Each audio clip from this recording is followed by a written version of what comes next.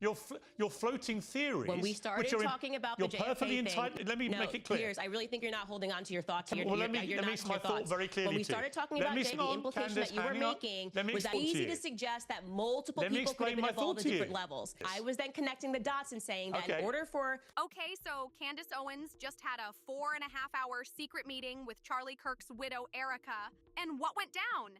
Absolutely wild.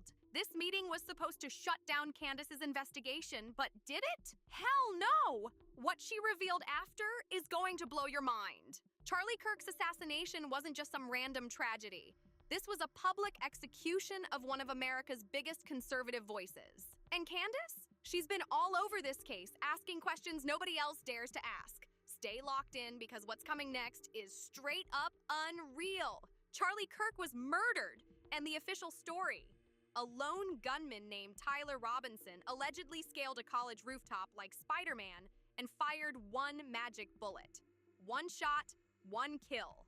Just like that. But Candace, she's not buying it. After sitting down with Erika Kirk for 4.5 hours, guess what? She still doesn't believe it. You said that your motive for going to the meeting was that you would be able to come out and tell the world Tyler Robinson killed Charlie Kirk. So are you in a position to say that? Do you believe as a consequence of your 4.5 hours with Erika, do you believe that it is now most likely that Tyler Robinson killed Charlie Kirk?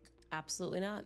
I haven't seen one piece of compelling evidence that Tyler Robinson scaled the rooftops like Spider-Man on a college campus that he didn't go to and fired one shot, a magic bullet shot, and killed Charlie Kirk. No compelling evidence. And trust me, it gets way darker from here. Now peep this. Candace has been investigating nonstop, and the theories she's put out, absolutely wild. Egyptian Air Force planes allegedly tracking turning point events, Israeli involvement, French Foreign Legion troops on the ground, and even people inside Turning Point USA potentially knowing something. According to Candace, Egyptian military planes were spotted flying around Turning Point faith events where Charlie and Erika were appearing. But here's the twist. Candace claims these planes are actually connected to Israel.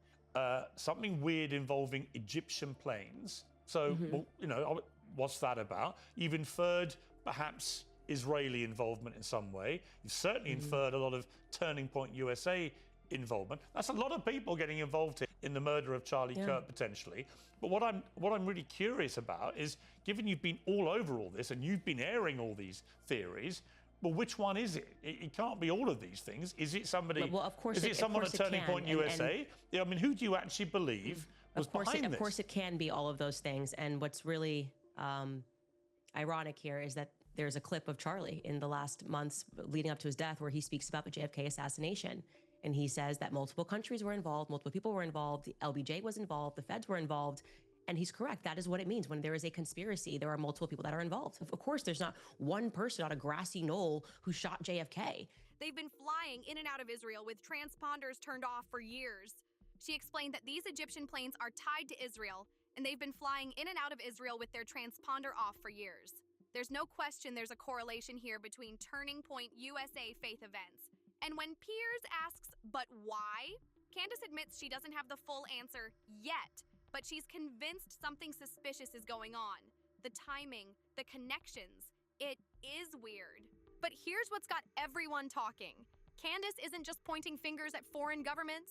She's directly accusing people who worked with Charlie Kirk at Turning Point USA of being involved in a cover-up. So when you say that somebody at Turning Point USA, Charlie's company, was complicit in his murder, who was? I believe that there were multiple people at Turning Point who are, as I have said many times, my exact words are, they are engaged in a cover-up of what happened to Charlie on that day. No, but who was involved in his murder? I didn't say that they murdered Charlie. You said that they were complicit in his murder.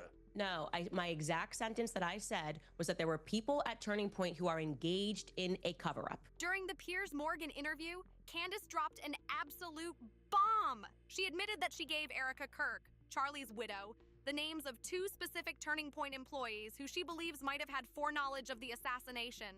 2 people in Charlie's inner circle.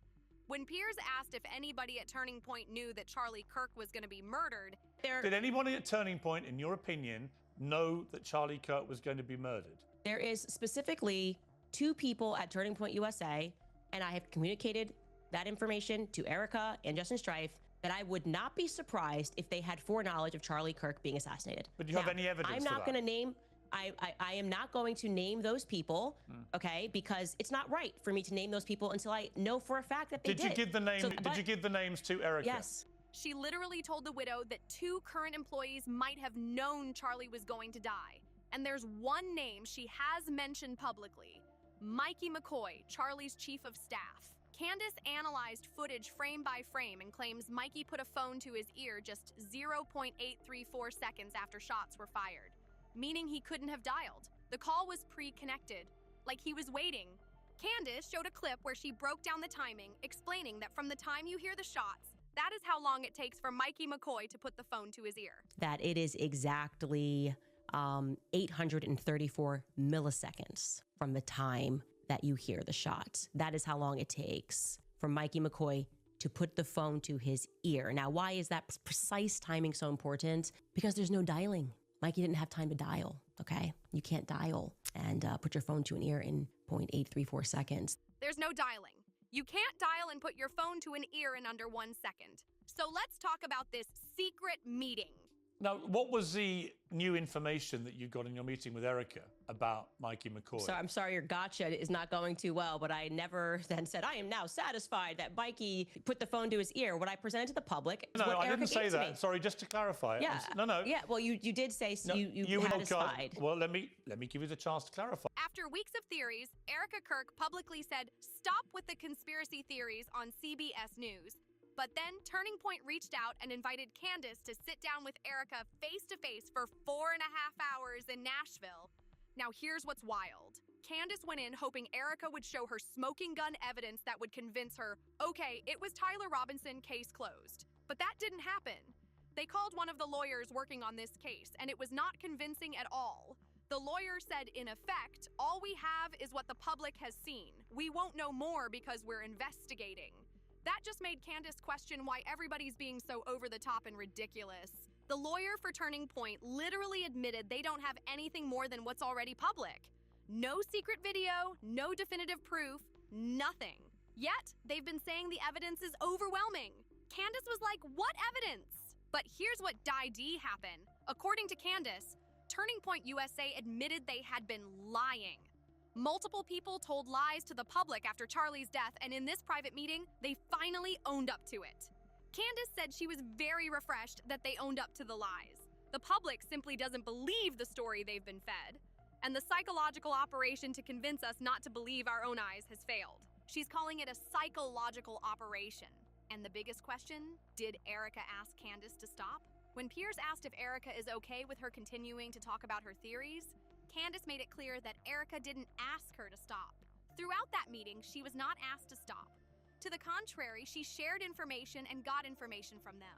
Erika Kirk did not ask Candace to stop. They exchanged information. Now let's get into the Piers Morgan interview, because this is where Candace really went off. One of the biggest accusations is that she's doing all this for money and clicks. Critics say she's exploiting Charlie's death. Piers compared her to Alex Jones, who made millions pushing Sandy Hook conspiracies. But Candace fired back hard. She pointed out that she was already in a top 10 podcast globally before Charlie Kirk was assassinated. And if you think she would want her friend assassinated so she could go from top 5 to number 1, you're out of your mind. It's so disrespectful. She makes a fair point. Her podcast was already massive. And she pushed back on Alex Jones' comparisons, saying Alex Jones was lying about Sandy Hook, while she's asking questions about an assassination where the official story has holes. But Piers kept pushing, asking, who do you think killed Charlie Kirk? Give me a name. And this is where critics say she's all smoke and no fire because she wouldn't give a definitive answer. Candace said she can't tell you definitively who pulled the trigger. She's not going to lie to audiences, but she feels convinced that the feds were involved. The feds were involved in staging a cover-up. She won't name a shooter, but she is saying federal agencies are covering something up. She claims federal agents told her that FBI Director Kash Patel is acting suspicious, that agents can't even touch the Charlie Kirk file without risk of being fired. And here's her whole argument. If Mikey lies and Rob McCoy lies and Blake Neff lies and the public goes, hey, that's a weird lie, you're saying, How dare you put a target on their back by noticing they're lying? Don't lie. She's saying, I'm just pointing out the lies. Why is that the problem instead of the lying itself? And at the end, Piers made Candace a deal. He said if it turns out you're right and Charlie Kirk was murdered by a group including French Foreign Legion, Egypt, Israel, his own employees, I will salute your journalism. But if you're completely wrong, come back and admit it. Deal? Candace responded, deal is on. The deal is on. So there it is. Candace publicly agreed that if this turns out to be nothing, she'll admit she was wrong. But she told Piers she'll see him next year when he changes his mind. So what do you think? Is Candace a brave truth seeker or a conspiracy theorist exploiting tragedy? Is there really a massive cover-up, or was this just a lone assassin? The one thing we all agree on, Charlie Kirk's death was a tragedy. We don't have all the answers, and whether Candace is right or wrong, millions are now questioning official narratives and demanding transparency. Drop your thoughts in the comments. Do you think Candace is onto something, or has she gone too far? I read every single comment. If you made it this far, thank you for watching. Make sure you like, subscribe, share, and turn on notifications because this story is far from over. New information drops constantly. Stay curious, stay critical, and don't be afraid to ask questions.